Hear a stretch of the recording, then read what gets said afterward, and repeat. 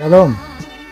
Ya, mari kita lanjutkan akan bagian ketiga tentang menjawab pertanyaan seorang ibu yang judulnya apakah hamba Tuhan boleh berpolitik? Ya, bagian 3 ya. Lalu Ibu Erni berkata, oh iya saya paham maksud Pak Junok ya. Jadi misalnya seorang sudah diberi kepercayaan Allah menjadi pendeta misalkan, maka ia tidak usah ikut-ikutan main politik gitu ya Pak ya, karena tugas pendeta itu kan bukan ngurusi tentang politik tapi ngurusi jemaat Allah gitu ya Pak ya. Dan ada orang yang diberi talenta Allah di bidang politik, maka ya tidak usah ikut-ikut ngurusi tugas pendeta, kira-kira gitu ya Pak ya. Saya jawab, ya betul Bu ya. Jadi begitu maksudnya, harus sebagai anggota tubuh Kristus tuh masing-masing punya tugas sendiri-sendiri, tidak bisa ngambil alih tugas tangan jadi kaki atau kaki dari tangan, wah kacau itu. Jadi masing-masing punya tugas sendiri-sendiri, tidak bisa begitu campur aduk ya, mengambil alih tugas orang lain gitu loh maksudnya. Jadi sekali lagi ya, jadi masing-masing anggota tubuh Kristus itu harus saling membantu dan memperhatikan, itu pasti ya. Namun tidak boleh mengambil alih tugas ya, atau fungsi anggota lain, itu intinya. Nah itu malah kacau kalau diambil alih, seperti tadi saya sebutkan tadi saya, kalau kaki diganti tugasnya oleh tangan, kira-kira bagaimana? Atau tangan sebaliknya ya, kalau kaki tangannya jadi kaki, terus gimana ya kan? Tidak mungkin seperti itu, error namanya ya. Kacau ya. Nah jadi tidak bisa, jelas ya Bu ya. Lalu Ibu Erni berkata, iya Pak, wah kacau kalau diambil alih ya Pak ya. Ya paham saya Pak. Jadi meskipun saling membantu dan memperhatikan, namun tidak boleh mengambil alih tugas anggota tubuh lain, gitu intinya ya Pak ya. Saya jawab, betul Bu. Nah begitulah dengan orang percaya atau hamba Tuhan yang menjadi pendeta, itu tugasnya adalah ngurusi jemaat Allah. Jadi jangan ikut-ikutan ngurusi politik gitu loh maksudnya ya. Sebaliknya orang percaya atau hamba Tuhan yang diberi talenta kepercayaan di bidang politik, entah jadi pejabat, entah jadi pegawai negeri, atau jadi polisi, tentara dan sebagainya, ya jangan ikut-ikutan ngurus tugas pendeta gitu loh. Masing-masing pokoknya punya tugas sendiri, gitu aja ya. Jelas ya Bu ya. Lalu Ibu Erni berkata, oh gitu ya Bu, karena pemerintah itu kan juga hamba Allah ya. Firman Allah yang bilang, bukan saya ya. Jadi Allah juga memilih anak-anaknya untuk duduk menjadi apapun di pemerintahan gitu loh Bu ya. Jadi bukannya anti politik sih juga enggak, karena kan seperti contohnya ya Musa ya kan. Musa itu kan juga zaman dulu adalah pemimpin bangsa Israel kan. Nah itu kan juga bagaimanapun juga disebut hari ini kan politik kan itu kan, karena dia jadi pimpinan bangsa ya. Kalau sekarang kan jadi presiden kan begitu kan. Nah begitu juga Yusuf itu bagaimana? Apakah dia tidak bisa dikatakan dia seorang yang politik? Iya, karena Yusuf dia menjadi orang nomor 2 di Mesir, Yusuf itu ya, di bawah Firaun, nah di bawah raja. Nah itu kan artinya Yusuf juga hidup sebagai pejabat di pemerintahan ya. Apalagi Daud, sudah jelas Daud itu raja. Kalau di sini sekarang, zaman sekarang kan ada raja juga ada presiden ya, setara dengan sama toh, raja dengan presiden ya, kan sama, setara itu kan. Nah apakah itu tidak berpolitik? Ya jelas ya. Lalu Yosua penggantinya Musa, sama saja ya, meneruskan kepemimpinan dari Musa dan sebagainya. Banyak sekali itu yang di kitab Perjanjian Lama itu, orang-orang pilihan Allah dijadikan orang-orang yang menduduki jabatan penting ya.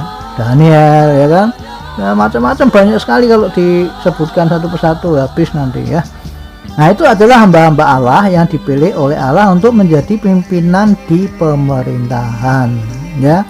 Ya tidak harus jadi presiden atau raja seperti yang saya sebutkan tadi, tapi kan ada banyak sekali yang jadi perdana menteri atau jadi pegawai negeri dan sebagainya, kan banyak sekali Bu. Nah sedangkan Harun yaitu Elia, Elisa, Samuel, lalu dalam perjanjian baru itu ya Paulus, Petrus, Yohanes dan sebagainya, itu adalah orang-orang percaya atau hamba-hamba Tuhan yang dipilih Allah menjadi pendeta. Kalau zaman sekarang ya itu menjadi pendeta, pimpinan jemaat, kan begitu.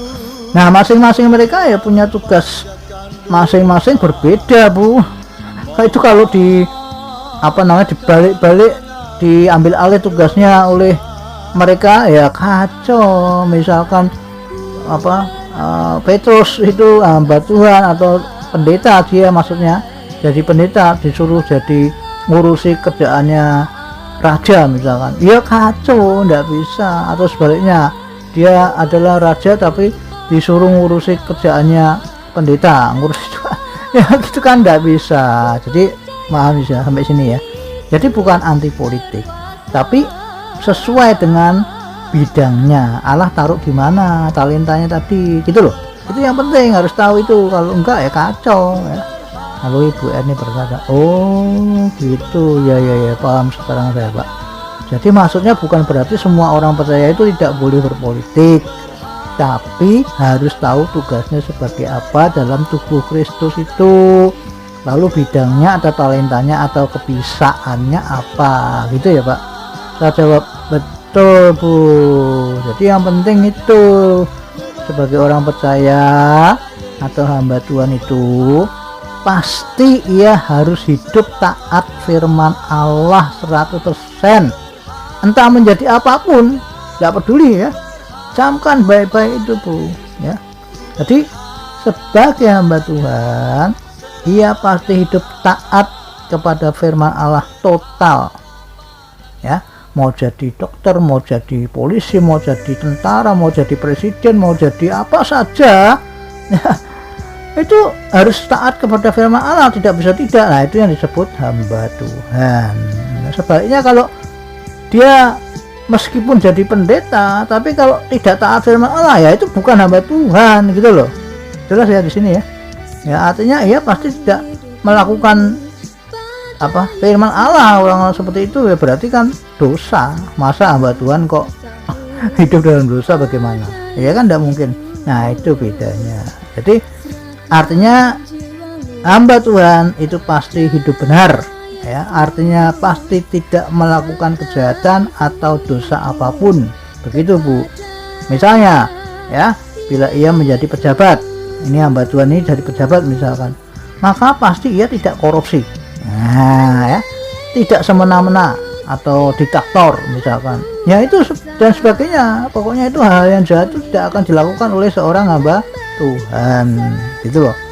Nah terus kalau ia jadi polisi misalkan, hamba Tuhan ini misalkan dipercaya oleh Tuhan menjadi polisi, ya pasti ia tidak akan menerima suap ya, tidak, apalagi tidak cuek bebek terhadap laporan masyarakat ya kan. Nah kan namanya pelindung masyarakat, masa dilapori kejahatan dia cuek bebek ya, itu kan namanya tidak berfungsi tugasnya sebagai polisi misalkan. Nah itu hamba Tuhan atau anak Tuhan yang diberi kepercayaan oleh Tuhan jadi polisi tidak akan seperti itu, gitu loh. Kalau yang lain ya sudah, kita tidak usah bicara, tapi ini kan kita bicara tentang hamba Tuhan yang ditunjuk sebagai Tuhan menjadi polisi ya, pasti dia akan melakukan tugasnya dengan baik, begitulah ya, sebagai polisi ya. Contoh lain, kalau ia menjadi dokter misalkan ya pasti ia tidak mau melakukan aborsi, salah satu contohnya kan, begitu kan ya, karena aborsi kan membunuh ya. Nah begitu Bu, jelas ya. Lalu Ibu Erni berkata, oh gitu ya, baik Pak. Wah terima kasih buat penjelasannya ya Pak, Tuhan Yesus memberkati Pak, saya sudah paham Pak. Ya sama-sama Bu, Tuhan Yesus memberkati juga, amin.